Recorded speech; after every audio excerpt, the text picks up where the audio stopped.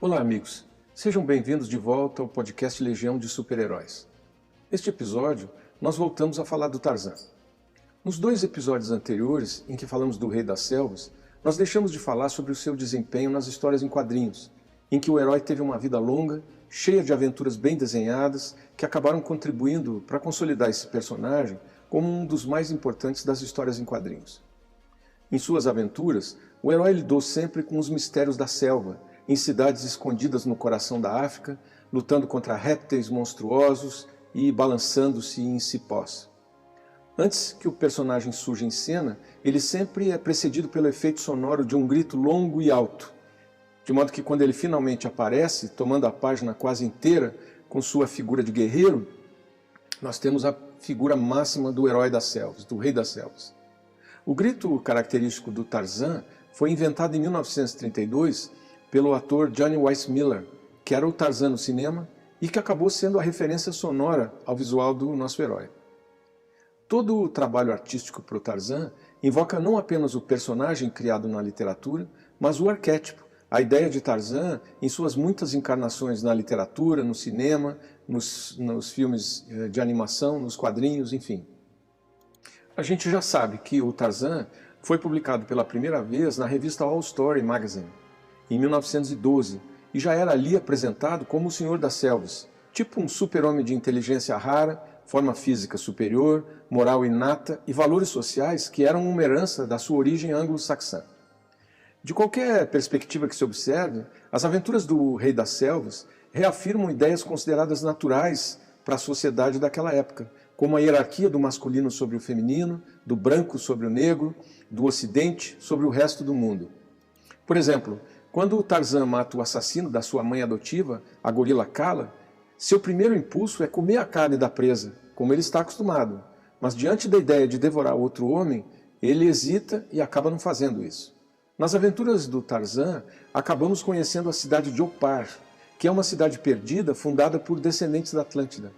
Porém, milhares de anos de cruzamento entre homens e macacos deram origem a uma população masculina composta por seres baixos e cabeludos, semelhante a feras. Apenas as mulheres continuam belas, devido à seleção genética. Os habitantes de Opar participam de sacrifícios humanos em honra ao sol e são governados pela rainha Lá, uma mulher branca que se apaixona por Tarzan.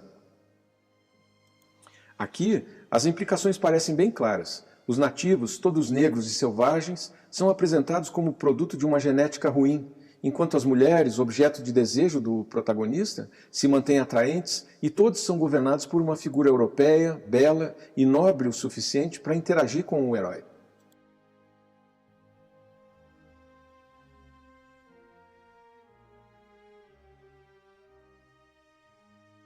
Mas como esse herói marcou presença em diferentes mídias, depois de um certo tempo, é possível perceber que aquele que aparece balançando em cipós e gritando como um gorila não é o mesmo das primeiras edições das revistas, mas sim o resultado dessas diversas adaptações que foram sendo agregadas à história do personagem.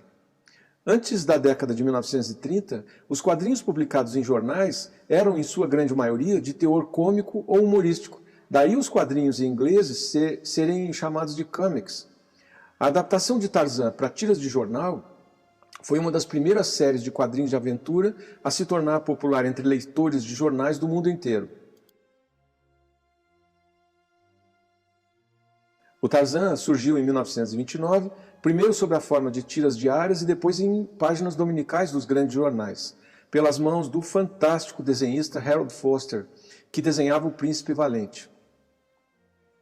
Olha, uma boa parte desse material aparece na edição A Primeira Aventura de Tarzan em Quadrinhos, da Ebal, em 1975, em preto e branco, com 300 ilustrações desse autor, acompanhada por textos logo abaixo dos desenhos. O Foster não colocava o texto em balões, pois não queria sua arte escondida nos espaços negativos criados por eles, expediente que ele também usava nas aventuras do Príncipe Valente.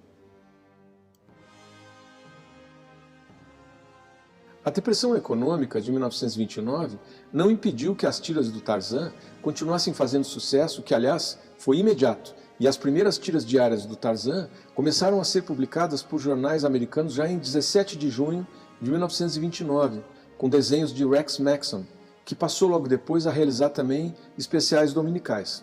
Mas o Edgar Rice Burroughs, o autor do Tarzan, não gostava do trabalho do Maxon, e assim Tarzan voltou a ser desenhado por Hal Foster em setembro de 1931. Os fãs das histórias em quadrinhos tiveram então a oportunidade de acompanhar a série desenhada pelo formidável desenhista até 1937, quando Foster passou a se dedicar integralmente à sua maior criação, que era o Príncipe Valente.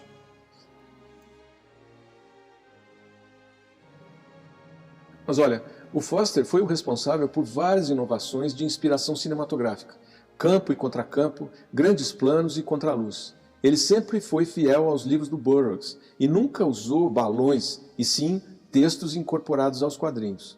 A partir daí, o personagem teve uma sequência muito feliz em termos de desenho, quando no lugar de Foster entrou Burne Hogarth, o desenhista mais conhecido do Tarzan, que ficou trabalhando na série até 1945. Mas o Tarzan também teve outros desenhistas que lhe garantiram uma qualidade marcante, como por exemplo o Russ Manning e o Joe Kubert. No Brasil, 18 livros do Tarzan foram publicados pela Companhia Editora Nacional a partir de 1933, na legendária coleção Terra Mariar, em que tínhamos traduções feitas por gente como Monteiro Lobato, Godofredo Rangel, Manuel Bandeira e outros. Na década de 1970, a editora Ebal relançou 8 desses volumes, já com capas desenhadas por Burne Hogarth. A partir de 1937, o Foster foi substituído pelo Burne Hogarth, que pode ser considerado, hoje, o maior ilustrador do Tarzan. Influenciado por Michelangelo e pelo expressionismo alemão, Hogarth utilizou seus conhecimentos de anatomia para mostrar sempre uma explosão de músculos, sempre em um turbilhão de movimentos, paisagens bem atormentadas, mas vibrantes, selvas fantasmagóricas e raízes com formas monstruosas. Esse cara desenhou as aventuras do herói até 1950, quando ele então foi substituído pelo Bob Lubbers. Mas em 1972, ele voltou com uma nova versão da história do Tarzan em forma de livro.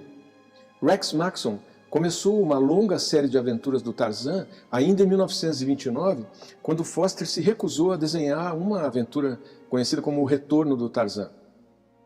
Quem acompanhou as histórias do herói percebeu que o traço era mais duro, mas que foi melhorando com o tempo. Maxon desenhava tiras diárias distribuídas para os jornais do mundo inteiro, mas também se encarregou de páginas dominicais durante 28 semanas no ano de 1931, enquanto Foster não voltava. Acabou que o Maxon desenhou Tarzan até 1947. Mas foi a partir de 1968 que a ilustração do personagem foi entregue a um outro cara genial, que é o Russ Manning, que era mestre absoluto no uso do preto e branco. O Manning desenvolveu uma visão mais moderna do herói sem os barroquismos de Hogarth. Na verdade, valeria muito a pena um episódio aqui só para falar do trabalho do genial Manning. Mas vários outros desenhistas se dedicaram ao personagem, muitas vezes anonimamente. Nós temos Joe Kubert, Dan Barry, John Letty, Rubens Moreira, Jess Marsh, John Celardo, John Buscema e Bob Lubbers, etc. Entre os roteiristas, um que se destacou muito foi Gaylord Dubois, que conseguiu capturar a essência da figura humana em sequências de ação como Joe Kubert. Seu talento impressionante aparece nas histórias em quadrinhos do Tarzan dos anos 1970. Em 1972, a DC Comics conseguiu a licença do Tarzan e iniciou uma série de quadrinhos ainda produzida por Joe Kubert. Em 77, a DC publica seu último número do Tarzan e nesse mesmo ano o personagem passou a ser publicado pela Marvel, uma revista que teve 29 edições com desenhos de John Buscema. Em 1992 e 1993, a Malibu publicou nos Estados Unidos algumas edições do Tarzan para em seguida passar os direitos para a Dark Horse, que é a atual editora das histórias em quadrinhos do Tarzan. Olha, de maneira geral, nos quadrinhos, a origem do Tarzan foi recontada de maneiras bastante fiéis ao primeiro romance de Burroughs. A história de Tarzan reflete uma visão do mundo marcada pelo determinismo biológico, que está intimamente ligado ao darwinismo social. Seriam os genes, a ascendência, que determinam o sucesso e não o meio social. Mas olha, o Tarzan teve uma vida longa no cinema. O primeiro Tarzan do cinema foi Elmo Lincoln, no filme Tarzan, o Homem Macaco, de 1919, ainda no tempo do cinema mudo. Nessa época do cinema mudo, foram produzidos 4 filmes e 4 seriados com o herói. Além de Lincoln, ele foi interpretado, entre outros, por Gene Pollard e James H. Pierce. Mas o primeiro Tarzan do cinema sonoro foi também o mais famoso. Era o nadador americano Johnny Weissmuller, que encarnou o herói em 12 filmes. Nas mãos do Weissmuller, o Rei das Selvas virou tipo um selvagem que só conseguia dar uns grunhidos e emitir frases monossilábicas, do tipo "Me Tarzan, you Jane". Talvez porque o Johnny Weissmuller era bom nadador, mas péssimo ator. Weissmuller é o cara que inventou o famoso grito da vitória do Tarzan. Esse grito, que seria reproduzido depois por todos os Tarzans que vieram depois no cinema, não passava de uma hábil mixagem dos sons de um barítono, uma soprano e de alguns cães treinados. Para se ver como a censura não foi algo que começou aqui no Brasil com o STF, naquela época os trajes de Weissmuller e principalmente da Jane foram aumentando de tamanho de filme para filme. A censura achava que seus trajes eram muito curtos e também achava que não poderia nos filmes aparecer filhos da dupla, já que eles não eram legalmente casados.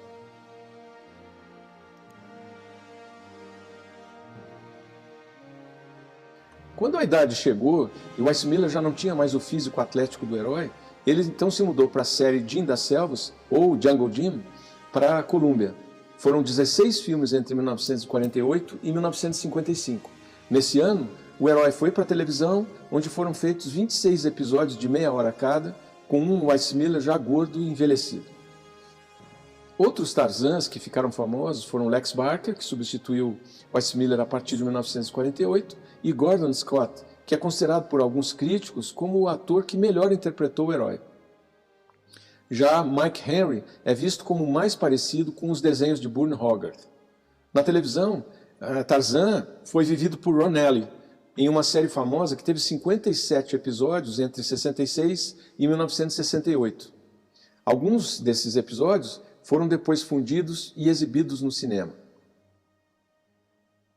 Em março de 2004, foram comemorados 70 anos do filme de Tarzan, que teve os maiores aplausos de público e crítica, com Weissmuller no papel título e Maureen O'Sullivan como Jane. Olha, o Tarzan é, sem qualquer dúvida, um personagem-chave da cultura mundial do século XX, que reafirma a sua relevância pelos valores que sempre foram disseminados em suas histórias. No próximo episódio, nós vamos falar sobre velocidade. Então, até lá!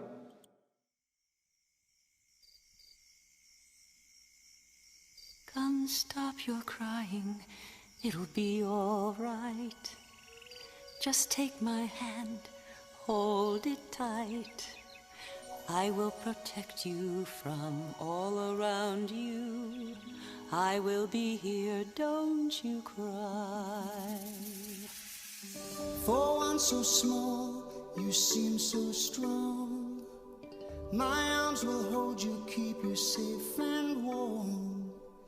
This bond between us can't be broken. I will be here, don't you cry. 'Cause you'll be in my heart. Yes, you'll be in my heart. From this day